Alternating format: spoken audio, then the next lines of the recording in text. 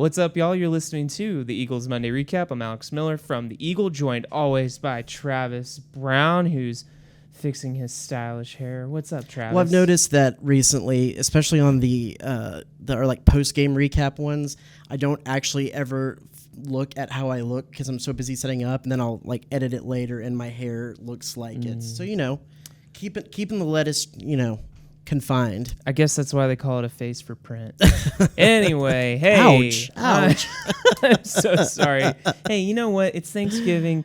I'm thankful for you, Travis. Thanks, Alex. Thanks, buddy.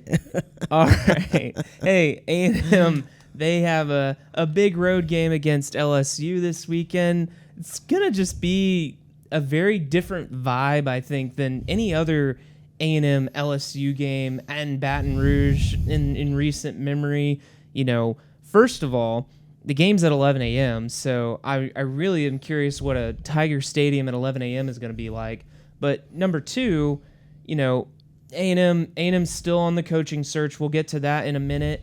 Travis, we heard from Elijah Robinson and Nia Smith today. What kind of stuck out to you about the way they're preparing for this matchup? Yeah, I think the biggest thing to look at is the way that they're traveling to the game. It was a big point of it was kind of a point of contention amongst some people around the program, but a big point of Jimbo Fisher's tenure that the team always traveled on Thursday for their away games. So that meant they went to practice, they got back, they showered, and then they pretty much jumped on a plane and went straight to there. And the reasoning behind that was Jimbo said they brought a bunch of their academic support staff people with them. And on Fridays, while they were between practice and whatnot, they got a lot of their schoolwork done with these academic people. There was some complaint. Nia Smith, we asked him about it today, and he said, yeah, there's times when they went on these trips and they left on Thursday and, they didn't get up there until wherever they were going till 1, sometimes 2 in the morning on a Thursday night. So they're pretty tired.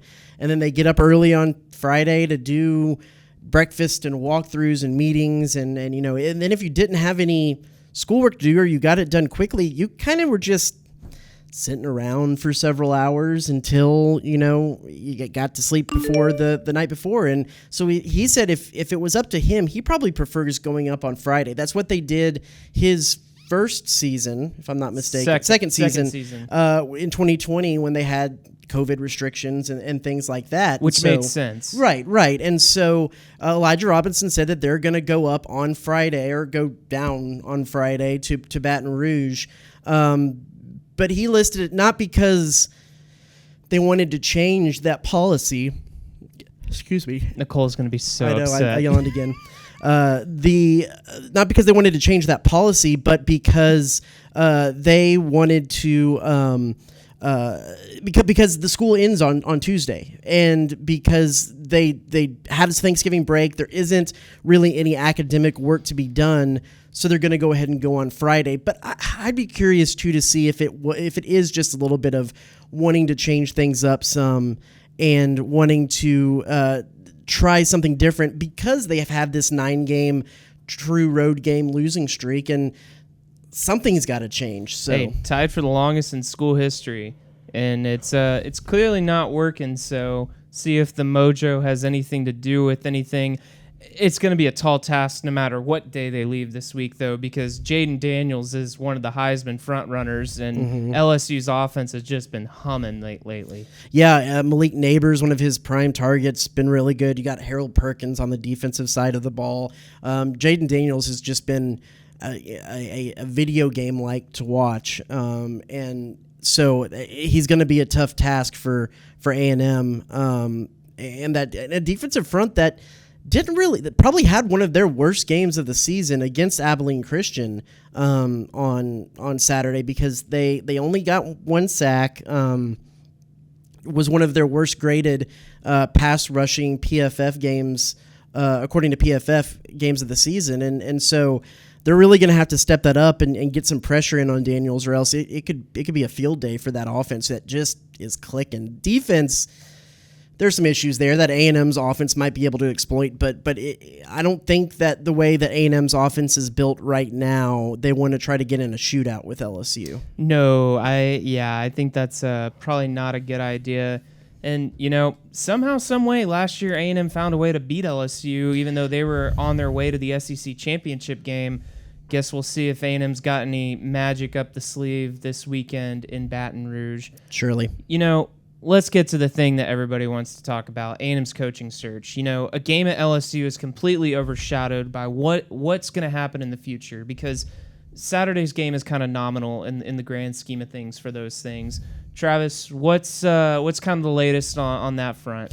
Yeah, we've got to talk to Ross Bjork last Sunday or 2 Sundays ago when the firing, when the firing actually happened, and we're starting to get a little bit more of a picture of what this is all looking like. I think the most important thing that was brought up really on this is the contract, is the fact that Jimbo Fisher's contract, that's just not a path they can go down again, and it's actually kind of working in reverse a little bit of where things are trending in college football. When you look at A&M offered Jimbo Fisher that huge fully guaranteed contract, and that's the important part, the fully guaranteed part.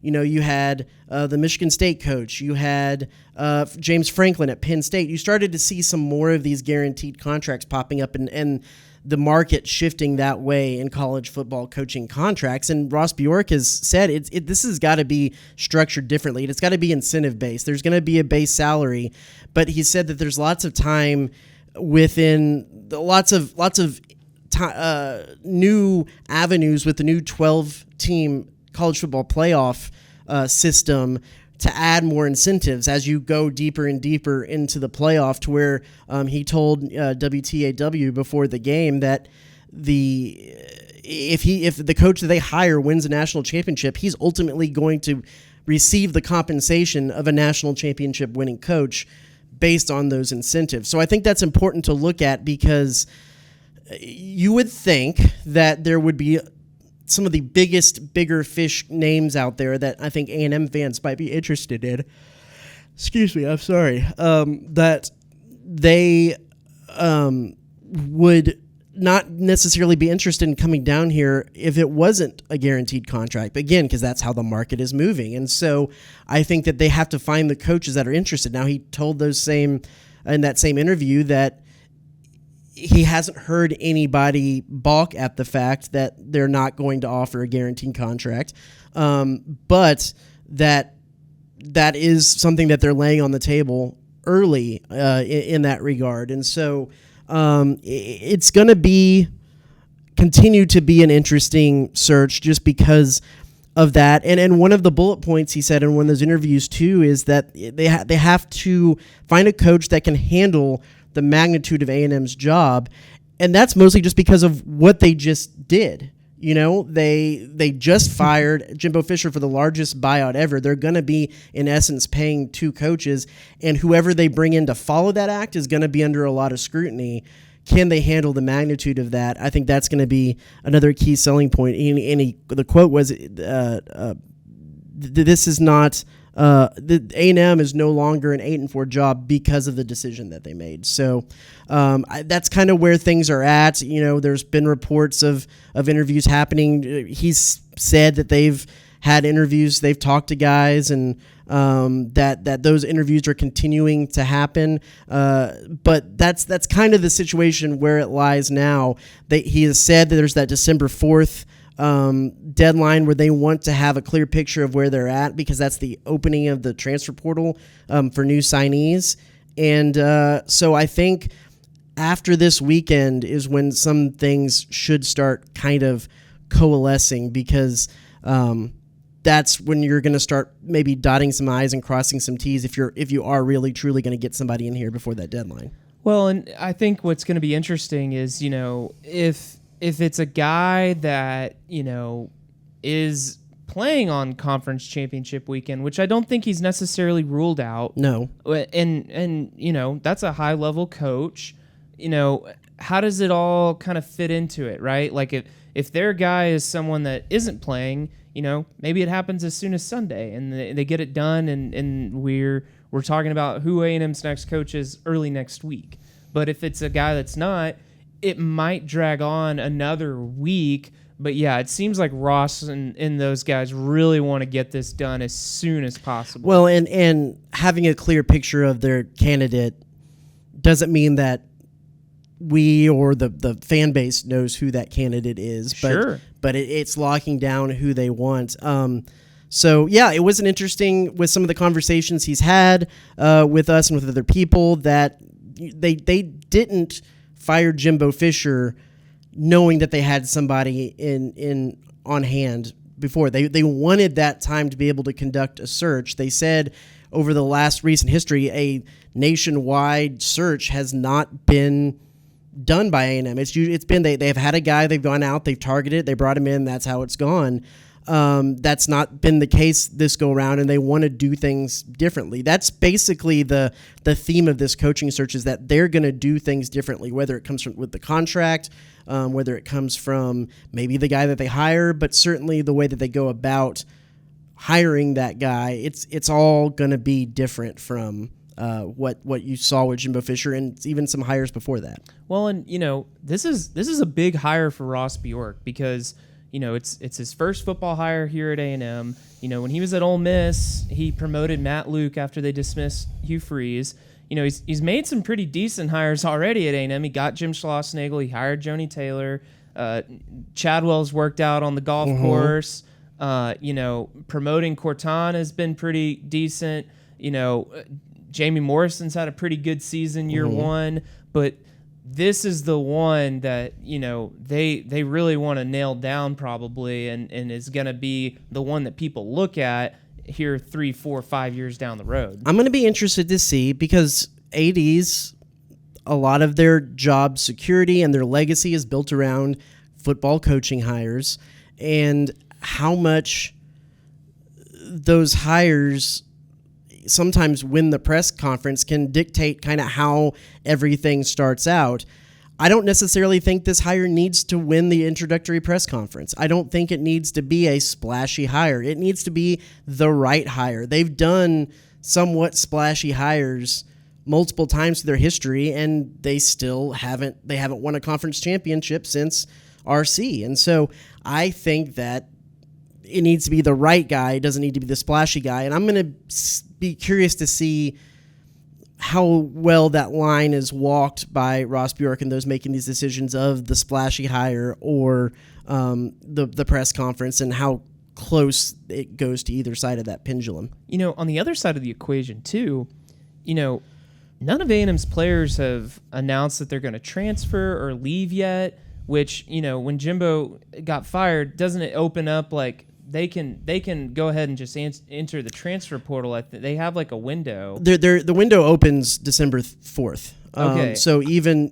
regardless of the coaching, hiring or firing, December 4th is the day that they can officially start putting their names in. If anybody has decided to go ahead and announce, they can go ahead and announce and just which I guess wait Raymond it out. Cottrell did. He did, and you can wait it out until, but that's the day when people can actually start. And they actually shrunk the portal window, the days the portal window is open heading into this year, to be able to give college football, but even especially college basketball coaches some time off from the end of the season. So it doesn't become a 365-day job. So there is a smaller window this year for college football. Well, guess we're just going to have to wait and see what happens, Travis. It's the greatest time of the year for a sports journalist, when you're going through a coaching search while everything else is going on. So, from our perspective, the way that Jimbo's firing was handled was about as smooth as you can go. There wasn't weeks of, there was the speculation, but there wasn't weeks of firmer speculation and people scrambling. It happened. We covered it. It moved on. We've reached this stage, but now it's the grind of texting and calling and tweeting and doing everything else that you can of everybody that you know. And We'll see. I think everybody involved would be happy with this wrapping up sooner than later. I think I'd agree with that statement, Travis. Yeah. All right. Well, hey, be sure to check theeagle.com as we give you all kinds of updates on A&M's coaching search, their game against LSU this weekend, and lots more. Thanks for tuning into this week's Monday recap. Will we be back next week? I don't. Yes, we'll always be back. This might be the only podcast segment we do for the week because of the Thanksgiving holiday, giving some people some time off before that LSU game. But I mean, there'll be a coaching hire. We gotta talk about that. Yeah, that's a good point. And there'll be podcasts coming up. It's kind of all in the same feed and everything. So we'll be back. You'll see us. Yeah, we'll be back soon. Hey, and basketball season's here, so it's cranked up. It's going. They're heading to Orlando this week. So big test. They haven't always done well in those early season multi-team invitational events. That's kind of been a thorn in their side for a lot of Buzz's tenure here. So it's going to be a tough one, but it'll surely tell them kind of where they are getting real close to the conference season. All right. Well, hey, thanks for tuning into this week's episode of the Monday Recap. We'll see you next time.